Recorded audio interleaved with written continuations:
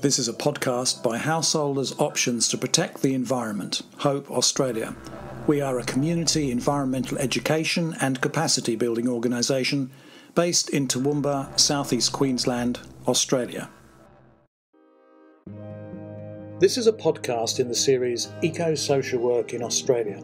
It was produced for Hope Australia in Toowoomba, Queensland, on and adjacent to the traditional lands of the Djarawar, Gayabal, Yugara and Waka Waka peoples. Hope pays respect to the past, present and emerging leaders of all First Nations people in this country and acknowledges the unique contribution that their cultures make to contemporary Australia. Hello, my name is Andrew Nicholson and I am the producer of the Eco-Social Work in Australia podcast series. Over the course of this podcast series, I have interviewed a significant number of university-based social work educators and trainers in Australia, the USA and the UK. Many of them have talked about their personal experiences in training new generations of social workers in eco-social work practice. So I'm delighted to be able to extend this focus of the series to now welcome two interview guests based in Finland. They represent a mainland European perspective on eco-social work education and training issues. Dr. Satu Ranta-Tyrkkö is a lecturer at the University of Jyväskylä, Finland, with almost 20 years spent in teaching and research across diverse areas of interest. Some of her recent research work focuses on the connection between social and environmental disadvantage in the mining industry and the possible future of social work practice in the context of global ethics and the climate crisis. Dr. Ingo Stamm is a postdoctoral researcher at the University of Jyväskylä in Finland. He had a decade-long career as a social work practitioner in the field of child and youth services before becoming a social work educator, incorporating a range of professional interests including eco-social work and sustainability. In this interview, I ask Satu and Ingo about issues connected to training students in eco-social work practice. They share their views on what eco-social work practice can do to help tackle physical environment and ecological challenges, and they consider what the short to mid-term future might hold for eco-social work intervention. So folks, a warm welcome to you both. I'm really looking forward to this three-way discussion. This is the first three-way discussion we've had in this podcast series, so it'll be very interesting. So let's go straight to our first question, and we'll start with Ingo here. So Ingo, the question for you, and it will be for Satu as well, is for you, what are some of the key opportunities and challenges for training students in eco-social work practice in 2023 and beyond? Starting with the challenges, I'd say that a problem might be that there is not one theory or one clear concept of eco-social work. So many times students, but also colleagues, practitioners might ask, okay, what really is it? Like, can you give me a book or something? Can you tell me what's it all about, a definition or something like that? And we just don't have something like that. We have different concepts, different terms for partly at least the similar things. And that makes it sometimes a bit difficult. So that's a challenge. But there are also a lot of opportunities because since eco-social work is not a closed concept, it's open, it can be filled and it's filled with life, if you want to put it this way.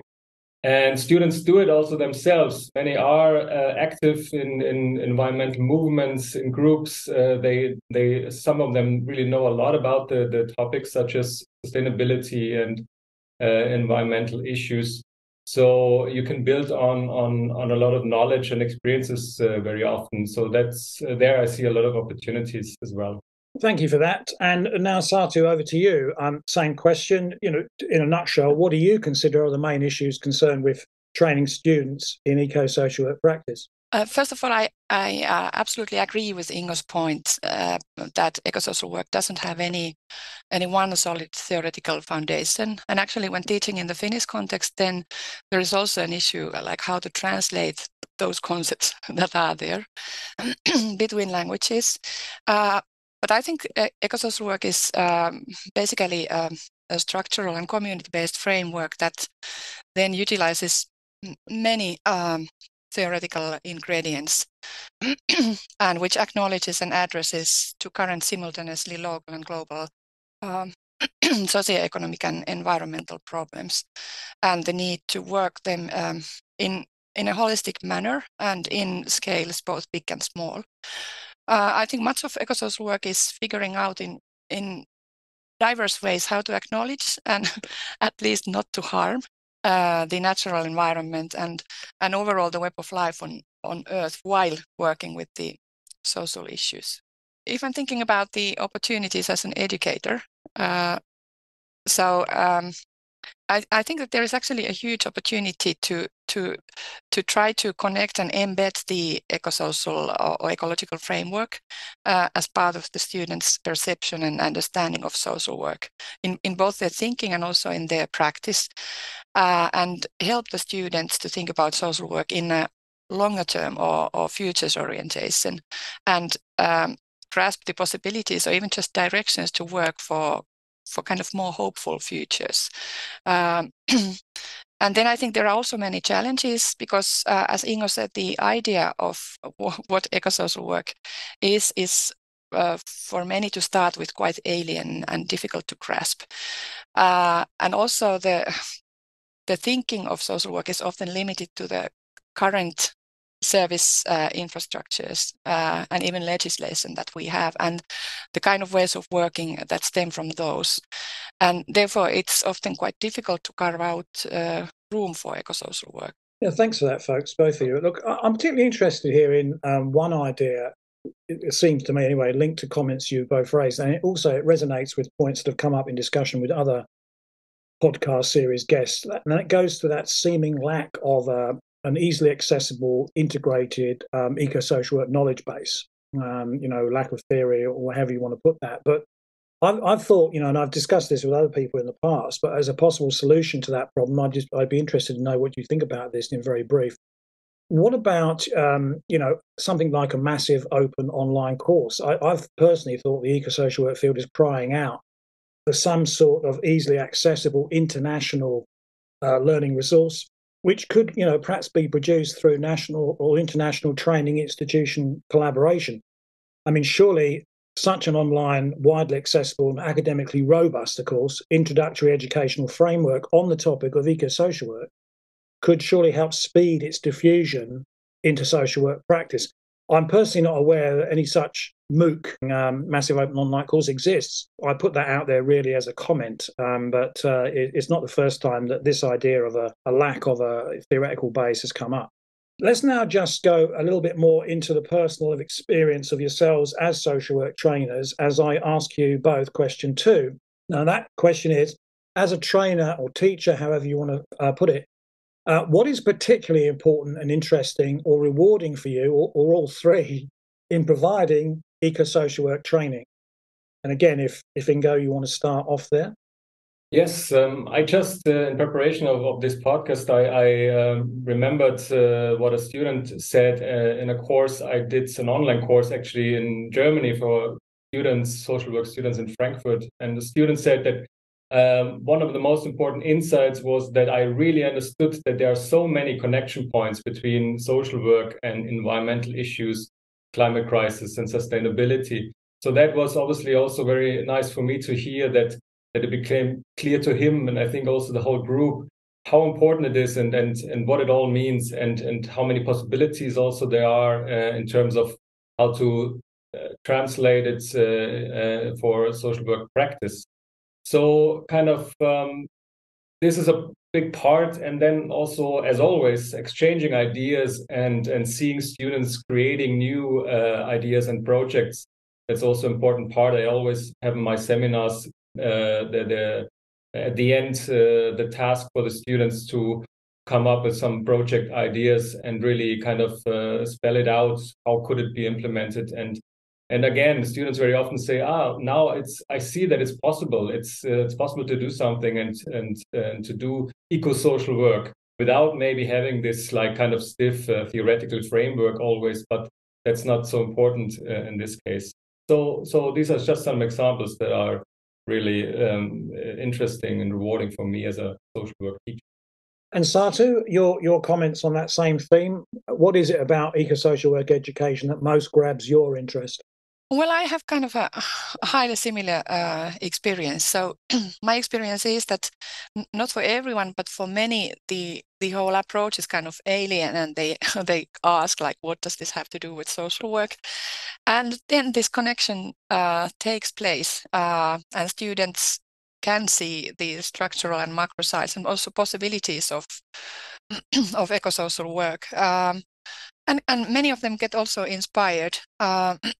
Then when they reflect this against the kind of practice placements where they have been, it also, they are critically aware that it also requires some creativity and guts to think a bit outside of the box, and envision practices and social work beyond what already exists in the service structures, and also like how we perceive our society in the current moment. But as Ingo already told, they can envision at least smaller projects, and often the response is that there are small ways I can start integrating this into my practice. So I think that those kind of possibilities are there, and then there are of course those who also start to really envision like more macro scale like approaches. Some of them then turn to doing PhDs and stuff like that. Thank you. I've never taught social work students as such, but I have been involved in placement supervision at a local sort of eco-social work green group that I work with in the local area here in Australia. So watch some and help supervise some of those students on eco-oriented placement. And it did interest me because of my past occasional environmental educator experience, hearing some echoes, both from yourselves, but other trainers, social work trainers and educators in this series. There's a bit of an echo there of effective environmental education principles going back to the 1970s, primarily the action research framework in which real-world experience of environmental problems and issues forms an important part of a collaborative education process between educator and student, and the value of helping students develop an understanding of that holistic interconnection between different environmental problem driver levels. You just mentioned there, Satu, that macro-micro divide there, that the actual difference between personal consumption patterns all the way up to system-level failings of neoliberal economic development, the lack of effective political and regulatory controls on escalating environmental damage. It's all there in the mix, and it's interconnected. Everything is connected to everything else, as the holistic principle tells us. But anyway, moving on, as they say, moving from education to application, as we might put it, let's now hear some comments about possible practical implementation of eco-social work ideas and approaches. So the question here, question 3 is, in both of your views, in your view, how can eco-social work practice help tackle climate disruption, other physical, environment and sustainability challenges, and the closely linked social justice concerns that go along with them? So again, we'll start with Ingo, if that's okay. Well, first of all, one has to define practice, certainly. And I think also structural social work, structural level, which is actually part of the official role of social work in Finland, that's also part of the practice. So their social work has a role to play also in the form of eco-social social work. It is political work, awareness raising, etc. There are some methods we know quite a lot about. Then when we speak of more classical social work, which might be more on the community level or with individuals, also there, I think it's important to keep in mind that the climate crisis, environmental crisis are always also about justice as well. So it's an important role of social work in their daily practice to support certain groups and certain individuals who might be more affected by these ecological problems and or might be disadvantaged when it comes to also climate mitigation programs. Also, there's a problem, and social work has a role to play there as well. And as you said before, I mean, it's obviously trying at least to bring the macro and the micro together and not seeing it as something completely different, because also another role would be to kind of transport experiences from the, if you want to call it that way, from the bottom, from the people to the structural level, and to raise awareness also amongst the decision makers, politicians, etc. I think so many different roles, as always, for social workers. And Satu, what is your response to the same question on the capacity or the potential for direct eco-social work action on the ground, as it were? Well, I think that capacity is there, and so ecosocial work, I think it's really an evolving project, and it takes different forms in different contexts, and that has to be the case, because I think that there has to be really like diverse, sort of locally meaningful responses to the issues that we live with. And actually, when you mentioned this action research approach, interestingly, I just recently had a chance to follow the field practice experiences of a group of Indian social work students, and they had absolutely had all action research projects in various local communities, especially regarding the impacts of climate change into their lives. So this kind of work is really taking place in diverse forms around the globe, and sometimes more concretely in some countries of the global south than where also the environmental issues are maybe even more directly experienced than in places like Finland. So I see that much potential is there, and that it's tightly connected with the broader systemic transition that we need to go through as societies. And why I think social work is and eco-social work is like really a key field in this is that the transition requires massive social and cultural and not just only technological change. We have to transform our social and cultural lives, and then social workers should be experts in facilitating the change in the lives of individuals and communities, and also organize care and kind of carry and call for collective responsibility, along the lines of the ethical principles that social work commits to. So I think that social work is one of those fields that is really well versed with to really to work hands-on with these changes needed and along the ethical principles that guide it, and in this way do its own part carrying out the changes needed. And I think ecosocial work can be and should be highly useful and important field in the broader transition projects. But then, I'm painfully aware that there are really many impediments and obstacles also in this project. As the US-based scholar Fred Bestjorn long ago stated, social work also needs to become a transformed discipline and practice in itself, and this is not a simple thing to achieve. And also, if social workers, usually have been those who kind of facilitate these processes of change, but now this transition pressure falls on them equally as practitioners, as individuals, as scholars, sometimes maybe to greater extent than what it comes to their service user or client group. So we are kind of together in this mess with everyone else, including those people we work for and work with. And there are huge issues of global inequality to address. So I think also the kind of concerns and responsibilities might be a little bit different in affluent countries like Finland, where, for instance, the greenhouse gas emissions are high, and that has consequences over the lives of people in many other parts of the globe.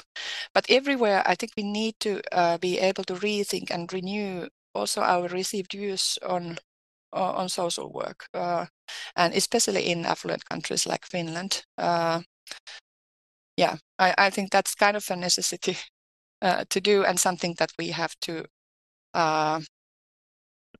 face. And if I'm thinking further, like why really should mainstream social work be concerned? I think it's clear from the point of view that we have problems that may really challenge the continuity of human life on Earth as well as other life forms on Earth. And the outcomes of climate change are really potentially devastating to social work and what it has so far achieved, and absolutely unjust socially. So as we are in the middle of kind of a civilizational crisis, and responding to which really requires massive social and cultural change, which should be also just and socially acceptable, because I don't know how otherwise it could proceed. So then if social work wouldn't be involved in this, so then who? For me, this motivation is really clear cut, and I cannot find any ethical justifications not to engage in this project. So I really think that social work has all the reasons to be concerned. Satu, thank you so much for putting that so clearly and incisively. I'll just take a couple of points out of both sets of comments, but they really both go. My comments, my response goes to that issue about social work's transformation, just like every other sector of society that needs to be part of this global transformation to a socially fairer, more ecologically healthy, prosperous, global society. The 2 points come out of this. The first is that the mainstream social work profession is debatably starting to make these sort of changes toward incorporating linked physical, environmental, and social justice concerns into practice. That's moving toward the transformation of the discipline that you've just, the required transformation you've just mentioned there, I think, Satu. For example, last year, the International Conference on Co-Creating an Eco-Social World, Leaving No One Behind, generated a lot of interest and a manifesto for change around those issues. On the other hand, I see the forces of inertia and resistance to change, even beneficial change, are clearly there embedded in the social work profession. I've heard this from a number of speakers in this podcast series. And that's the same for any institution and sector of society. Change is difficult, change is hard, change takes time, blah, blah. But that resistance to change is holding back the required pace and speed of system level reform we do need to create that more ecologically healthy and socially fairer world.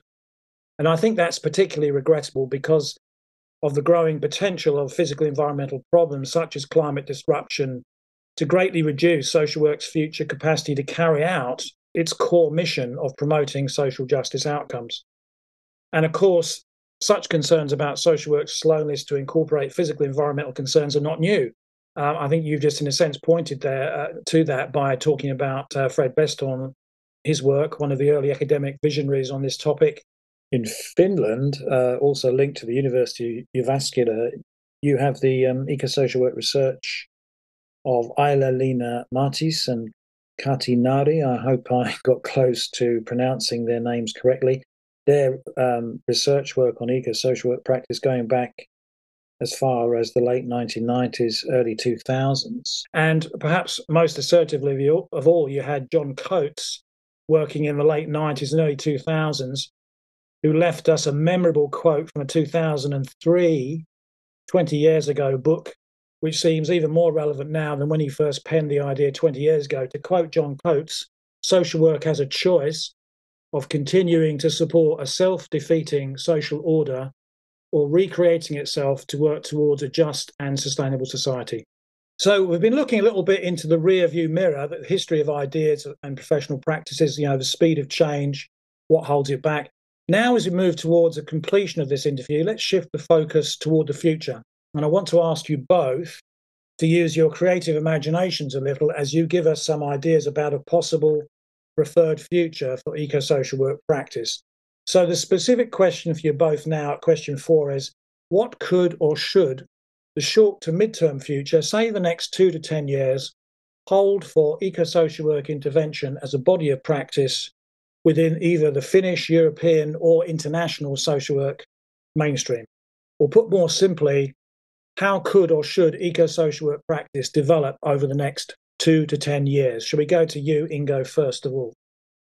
I'd say that's or my hope is it should ecosocial work, the principles, and Satu also mentioned social work ethics. So these principles should kind of trickle down in the upcoming years to all kind of parts of spheres of social work. So this is about social work education, the universities, but also certainly social work practice, so that everybody understands, every social worker in the near future at least, understands the connection between environmental issues and social problems, and understands the responsibility of social work as a profession and discipline, understands also that there are many opportunities for social work practice, as we discussed before, also on a small scale in small projects in the daily life when it comes, for example, to the assessment of problems together with clients, the social work addressees. So that's my hope, that this kind of mindset, the awareness is there, at least among social workers themselves. And then obviously we need knowledge, we need new skills and competencies. And then also we can have a hopefully, and that's maybe then the longer range goals, or my hope, in the 10 years, we might have a bigger influence on society as a whole, because we become experts on eco-social issues and how to tackle them. So that would be, yeah, these are some of my ideas and hopes. Another thing that I hope for the future happens, that all social work code of ethics are revised and will integrate or implement environmental issues, and state clearly that social work as a discipline and profession is also responsible for environmental protection, and to kind of include environmental justice also there. That's an important task, and there is some new research that many newer codes of ethics are they have already integrated some of these principles.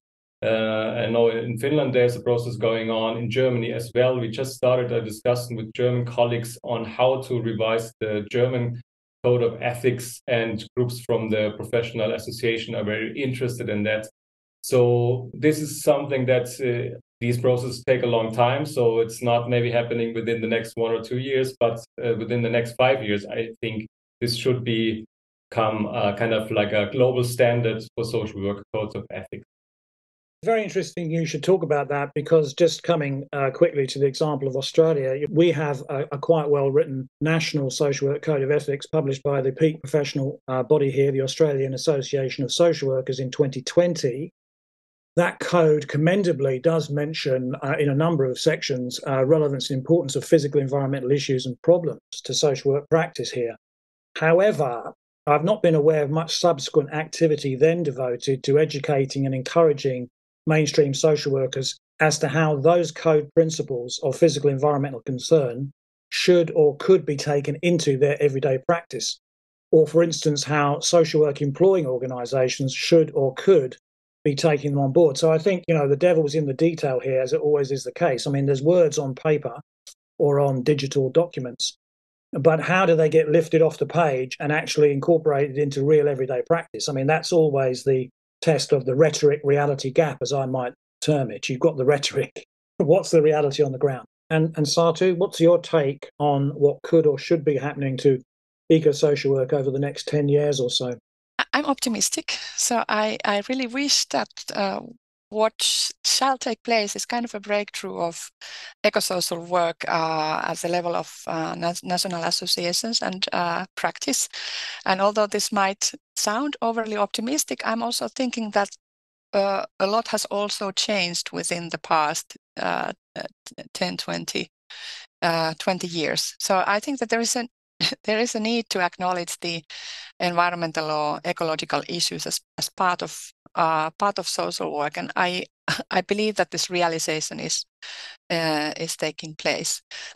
What I would also like to see taking place is kind of professional social work reviving its connections with social work as a movement, and I think that it's important to collaborate with social and environmental movements, and also collaborate across disciplines and together with other professionals. Because this is the ecosocial work is part of a broader process, and of course it's not social workers alone, but we even in grassroots ecosocial practices, we also need knowledge from other fields and processes. So for instance, if we try to organize ways to live sustainably locally, also for the poor and marginalized people, for instance, establishing community gardens whatsoever, not every social worker necessarily is a great gardener. So we have to sort of draw in various kinds of know-how from the people, but also from other fields, and sort of learn to sort of utilize and also enjoy from all these possibilities. Fantastic comments. And I suppose, just taking up that last point about the need for greater sharing of information. So I might just get another plug in for my metaphorical wheelbarrow idea of a massive open online course for eco-social work practice generated through collaborative international scholarship. Let's come to the final summarising question, because we're at the end of this enjoyable and thought-provoking interview, and you've outlined a number of stimulating ideas that the audience can reflect upon after this podcast. On that basis that people tend to remember the first and last thing they're told, could you do a bit of a summary for listeners, a short take-home message or one key idea from your interview today, or another piece of information you think is missing and you want to put into the public square that best represents your viewpoint? So let's start with you, Ingo, in terms of a summarising comment. To summarize it is quite difficult, but I would say that there are a lot of positive signs. So there is a reason for optimism, and this also counts for social work education, from my experiences in Finland and in Germany as well. So I just hope that it will continue and it's hopefully accelerating, so that we have courses on eco-social work in every social work study programs, that it appears also in other fields such as social work ethics, etc. So that's just my hope, and I think we're on a good way, but we, as maybe other groups in the whole society, we need to get better and faster, because the problems are so huge. But I'm still optimistic. Well, that's a great quality to have. And so on question 5, on that summarising question, Satu, what would you like to put across to the audience that helps, sum up what you've been saying today and your main sort of interests? Yeah, for me, the way to summarize ecosocial work and its meaningfulness is kind of a sentence I've been repeating many times, and that's that there is no social or economic or cultural sustainability without ecological sustainability. So that's kind of the backbone. And then on the other hand, we live in a complex world, so it's difficult to achieve ecological sustainability without these other forms of sustainability. So they have to go hand in hand anyhow. At any rate, we need to acknowledge our fundamental dependency on the earth and the multiple life forms that are here around us, and really quickly do our best to orientate towards a post-fossil and post-consumerist and post-mass extinction world, and towards a world that is not only ecologically sustainable but also worth living. So how we do it really matters, and I think there's an awful lot that social work and eco-social work especially can do to facilitate this process. I think when it comes to these ethical codes, one of the difficulties to get kind of clear-cut practice guidelines is that we have to be inventing this practice all the time. So I also find it kind of restrictive just to say that do this, do not do that. But anyhow, of course, it's kind of clear that the field of social work and social welfare has to take care that its own practices are also ecologically sound, and also help people to orient towards less consumerist, less extractive, nevertheless good lives and lifestyles.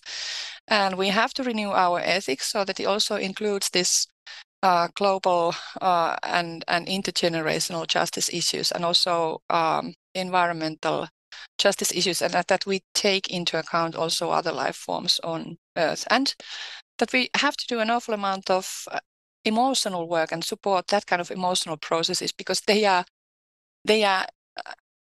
an important part of these changes that we have to do, and collaborate with others.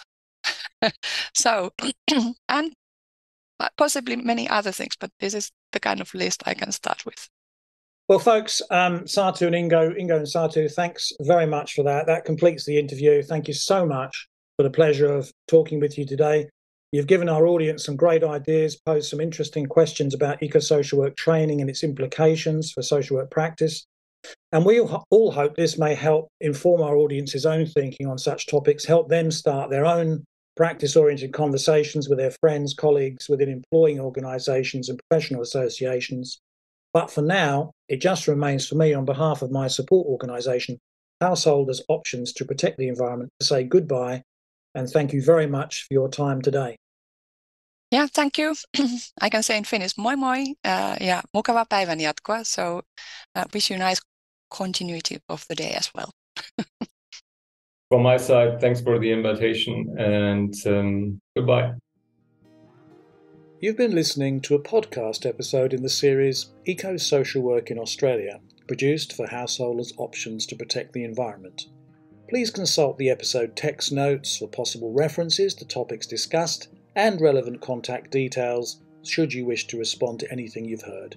My name is Andrew Nicholson, producer of the series, and thank you for listening. And if you enjoyed this podcast episode, please consider giving it a rating in your podcast app